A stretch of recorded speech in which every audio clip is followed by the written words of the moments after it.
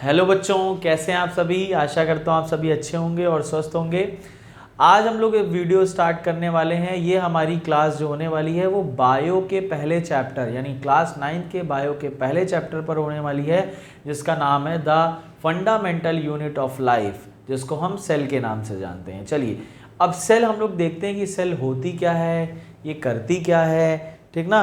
तो बच्चों, जितने भी लिविंग ऑर्गेनिज्म होते हैं, जितने भी जीवित प्राणी होते हैं, वो सेल से मिल करके बने होते हैं, ठीक ना। जैसे हम लोग अगर बात करें कि जैसे आपने केमिस्ट्री में पढ़ के आया कि कोई भी जो मैटर बनता था वो मैटर अपने छोटे पार्टिकल से मिलके बनता था। जैसे कि एटम, या आप कहते थे कि जो छोटे छोटे पार्टिकल्स होते थे किसी मैटर को बनाने में, उसी तरीके से किसी ऑर्गेनिज्म को बनाने में कौन पार्टिसिपेट करता है? सेल पार्टिसिपेट करती है। यानी किसी सेल किसी ऑर्गेनिज्म की जो सबसे बेसिक या फंडामेंटल यूनिट होती है वो सेल होती है। ये बात हमेशा याद रखिएगा। तो इसको हम ऐसे समझ सकते हैं बच्चों कि जैसे मान लीजिए अगर कोई वॉल बनानी है, कोई दीवार खड़ी करनी है, तो कोई दीवार आप कैसे खड़ी करोगे? ब्रिक्स की मदद से, ईंटों से आप दीवार खड़ी करोगे। इसी तरीके से अगर आपको किसी ऑर्गेनिज्म को बनाना है, चाहे वो एनिमल हो या वो प्लांट हो, ये कैसे हैं?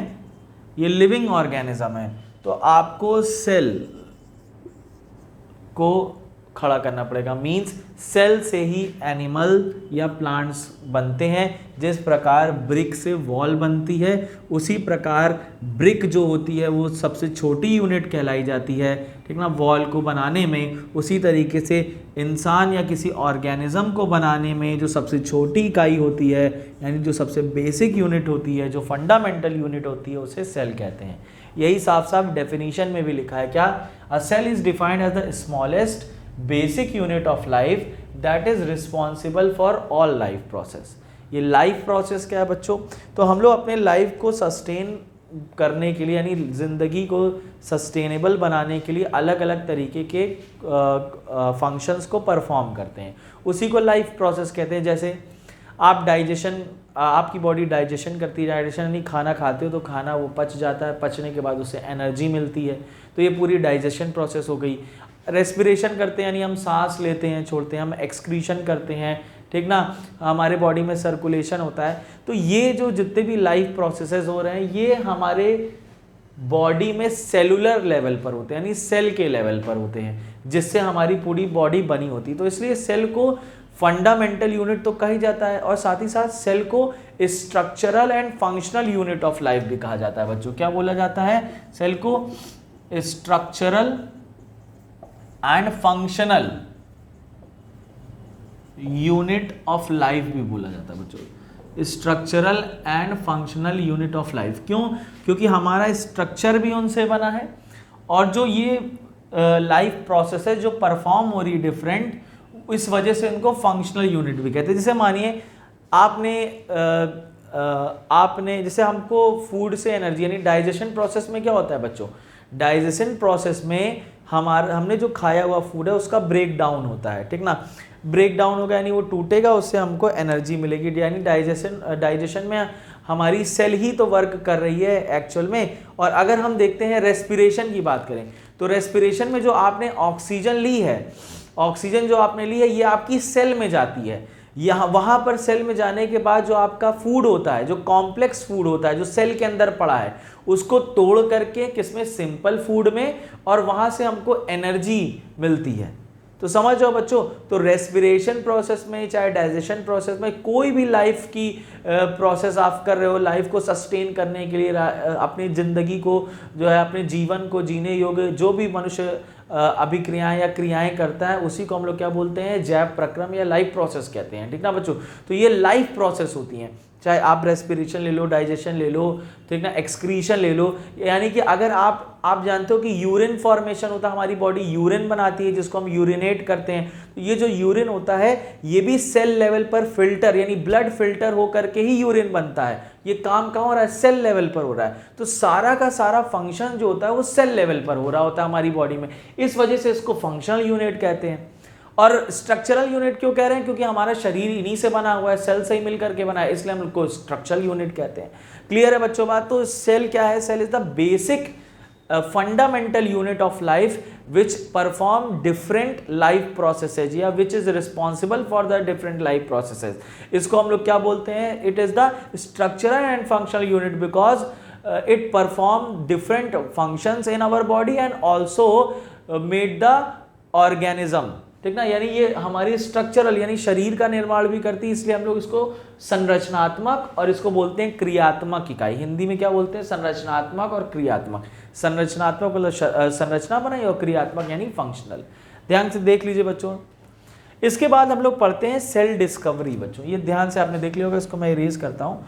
तो सेल डिस्कवरी, सबसे पहले डिस्कवरी किसने करी सेल के बारे में, किसने बताया? तो सेल डिस्कवरी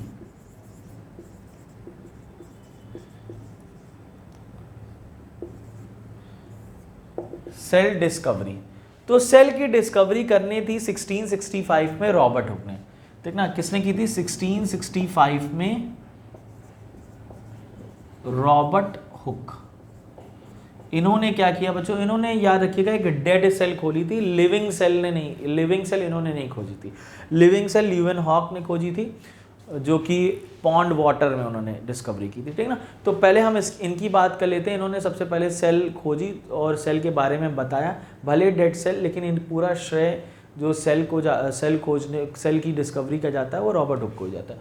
रॉबर्ट हुक बच्चों 1665 में इन्होंने क्या किया? इन्होंने जो आप देखते होंगे कि कॉर्क होता है, ठीक ना, इसको हम आप बोल सकते हो कि ये हमें पेड़ों से मिलता है, ठीक ना। तो हम आप इसको कॉर्क, जो आप देखे होंगे कि शैम्पेन वगैरह की बॉटल पे ऐसे लगा होता है, वुडन कॉर्क जिसे कहा जाता है ना, वुडन कॉर्क इस तरीके से होता है। शैम्पेन वगैरह की बॉटल, ठीक ना, शीशे की बॉटल में ज़्यादातर आपको देखने को मिलेगा इस तरीके से कैप होता है, ये लगा होता है वुडन। तो ये जो कॉर्क होता है बच्चों, ये क्या है? ये आपका पूरा वुडन मटेरियल का बना है। वुडन मतलब लकड़ी का बना हुआ है, ठीक ना। तो ये हमें कहाँ से मिलता है? ये हमें ट्री से मिलता है, पेड़ों से मिलता है। बार्क ऑफ द ट्री यानी पेड़ों की छाल से मिलता है। कहाँ से मिलता है? बार्क ऑफ ट्री, पेड़ों की छालों से हमें क्या मिलता है बच्चों? कॉर्क मिलता है। तो रॉबर्ट हुक ने इस कॉर्क को क्या किया? ऑब्जर्व किया अपने प्रिमिटिव माइक्रोस्कोप, यानी बहुत बेसिक सा एक उनके पास माइक्रोस्कोप था जिसे प्रिमिटिव माइक्रोस्कोप कह रहे हैं, कन्वेंशनल माइक्रोस्कोप भी बोल सकते हो। तो प्रिमिटिव माइक्रोस्कोप ने कॉर्क की स्लाइसेस को रखा, ठीक ना। बार्क ऑफ ट्री से मिली थी कॉर्क, तो कॉर्क की स्लाइसेस को ऑब्जर्व किया किसमें? इन्होंने प्रिमिटिव यानी माइक्रोस्कोप में रखा, ठीक ना, इसमें रखा। तो इनको बच्चों कैसे स्ट्रक्चर दिखाई दिए? Honey com like structure, Honey com like structure दिखाई पड़े। अभी हनी कॉम क्या होता है? तो मधुमक्खी के छत्ते के आकार की संरचना है हनी कॉम लाइक स्ट्रक्चर। कभी आप देखने को मिलेगा तो इस तरीके से होते हैं ये हनी कॉम की आजकल तो जो कूलर में घासें भी आती है उसको भी हनी कॉम कहा जाता है। हनी कॉम मीन्स क्या हुआ? मधुमक्खी का छत्ते के आकार की, ठीक ना, एग्जैक्ट वही नहीं, उसके आकार की। तो मधुमक्खी का छत्ता कुछ इसी तरीके से होता है, हेक्सागोन टाइप का बना होता है, तो इसी को हम लोग बोलते हैं आपका हनी कॉम लाइक स्ट्रक्चर। तो ये क्या है? ये है हमारा हनी कॉम लाइक स्ट्रक्चर्स, ठीक देख रहे हो, यही है हमारा क्या? हनी कॉम लाइक स्ट्रक्चर, मधुमक्खी के छत्ते के आकार की संरचना। जब उन्होंने इस कॉर्क की स्लाइस को प्रिमिटिव माइक्रोस्कोप में रखा तो उन्हें हनी कॉम लाइक स्ट्रक्चर्स क्या हुए? डिराइव हुए, दिखे। ये जो हमें हनी कॉम लाइक स्ट्रक्चर दिखे या डिराइव हुए, इनको उन्होंने कहा कि दीज आर द सेलुला। इनको क्या बोला गया? सेल्यूला कहा गया। सेल्यूला एक लैटिन वर्ड होता है जिसको इन्होंने शॉर्ट में क्या बोला जाता है? सेल। शॉर्ट में क्या बोलोगे? सेल बोलोगे। सेलुला का मतलब क्या होता है? तो cellula means little room, a little room. यानी बहुत थोड़े स्पेसेस, छोटे स्पेसेस, लिटिल रूम या लिटिल कंपार्टमेंट, छोटे छोटे कंपार्टमेंट, छोटे छोटे कंपार्टमेंट या छोटे छोटे रूम्स। तो इसी को ही बाद में उन्होंने क्या कह दिया शॉर्ट में, सेल। क्या बोल दिया, सेल। तो जो सेल वर्ड आया है वो सेलुला से आया है, जिसका मतलब होता है अ लिटिल रूम या स्मॉल रूम, छोटे छोटे कमरे। तो क्या किया रॉबर्ट हुक ने 1665 में कॉर्क की स्लाइसेस को माइक्रोस्कोप में ऑब्जर्व किया और उन्होंने पाया कि यहाँ पर मुझे हनी कॉम लाइक स्ट्रक्चर्स दिखाई पड़ रहे हैं। उनको हनी कॉम लाइक स्ट्रक्चर्स दिखाई पड़े। इन हनी कॉम लाइक स्ट्रक्चर्स को उन्होंने सेलुला कहा। Cellula is a Latin word which means little room और स्मॉल रूम। ये छोटे छोटे कमरों के जैसे दिखाई दे रहे थे, ठीक ना। इसको शॉर्ट में बोला गया क्या, सेल। और ये जो थे ये बच्चों, ये जो सेल थी यानी ये डेड सेल थी, याद रखिएगा। ये कैसी सेल थी, डेड सेल। तो डेड सेल में सबसे पहले या सेल की डिस्कवरी करने वाले कौन थे, रॉबर्ट हुक थे। इन्होंने जिस सेल की डिस्कवरी करी थी वो एक डेड कॉर्क सेल थी, याद रखिएगा। ये खाली थी इस तरीके से जैसे आपको दिख रहा है। इसका स्ट्रक्चर कैसा था, हनीकॉम लाइक स्ट्रक्चर्स था। क्लियर है बच्चों, हो गया।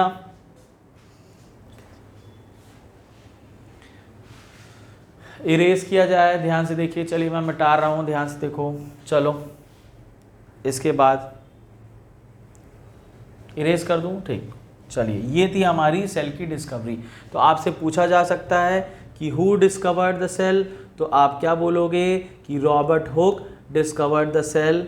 तो अगर पूरा क्वेश्चन पूछ लिया जाए तो आप क्या लिखोगे, तो लिखोगे कि आपसे पूछा जाए who discover explain the cell discovery, तो आप लिखोगे। ये बच्चों मैंने आप लोगों के लिए लिख दिया कि सेल डिस्कवरी अगर आपके एग्जाम में आ जाए तो आप क्या लिखोगे। उसके अलावा कुछ और डिस्कवरी भी मैंने यहाँ पे लिख दी है, ध्यान से देख लीजिए। तो सेल डिस्कवरी क्या है, the word cell was first discovered by Robert Hooke in 1665. He examined a thin slice of cork under a microscope and observed honeycomb-like structures. Robert Hooke called these structures as cellula or cell, a Latin word which means a small room or a little compartment. कुछ भी बोल सकते हो आप। ये मैंने आपको अभी पढ़ के बताया भी था जब हम लोग डिस्कवरी कर रहे थे। मैंने बताया था हनीकॉम्ब लाइक स्ट्रक्चर्स क्या होते हैं, ठीक ना। सारी बातें आपको बता दी थी। तो ये उन्होंने कहाँ से ऑब्जर्व किया था, कॉर्क की स्लाइस में से। कॉर्क क्या होता है, बार्क ऑफ द ट्री, पेड़ों की छालों से जो चीज़ें मिलती हैं वो होती है कॉर्क, ठीक ना। अब कॉर्क स्पेशली किसमें दिखी, शैम्पेन वगैरह की बॉटल पे जो लकड़ी का ढक्कन लगा होता है, वुडन आप कैप जिसे आप कह सकते हो।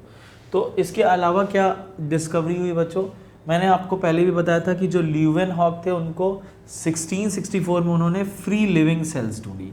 किसमें देखी, पॉन्ड वाटर में। पॉन्ड वाटर मतलब क्या होता है, आपका जो तालाब का पानी होता है उसमें उन्होंने क्या देखा, सबसे पहले लिविंग सेल्स देखी, ठीक ना। तो लिविंग सेल सबसे पहले किसने देखी थी, ल्यूवेनहॉक ने, और डेड सेल रॉबर्ट हुक ने। डेड सेल किसको जाता है, रॉबर्ट हुक को, और लिविंग सेल किसको जाता है, आपके ल्यूवेनहॉक को। रॉबर्ट ब्राउन क्या होते हैं, न्यूक्लियस। सबसे पहले किसी सेल के अंदर न्यूक्लियस की खोज किसने की थी, या न्यूक्लियस को के बारे में डिस्कवरी करने वाले कौन थे, आपके रॉबर्ट ब्राउन थे। तो न्यूक्लियस क्या होता है, जैसे बच्चों हमारे बॉडी में ब्रेन है ना, ऐसे समझिए जैसे बॉडी में ब्रेन होता है ना, जो सारी चीज़ों पर कंट्रोल करता है। हमारी बॉडी पे जितनी भी चीज़ें हो रही हैं, जितने भी फंक्शन हो रहे हैं, उन पर कंट्रोल कौन करता है, ब्रेन। वैसे एक सेल के अंदर, जैसे मान लीजिए एक सेल है, तो सेल के अंदर जितनी भी फंक्शंस होंगे उनको कौन परफॉर्म करेगा, उनको परफॉर्म तो अलग अलग लोग करेंगे, लेकिन उस पर क्या बोलते, उस पर कंट्रोल कौन करेगा, न्यूक्लियस करता है। ये सेंट्रल न्यूक्लियस पाया जाता है कई सेल में, बीचों बीच होता है, ठीक ना, न्यूक्लियस इसको बोलते हैं, ठीक ना।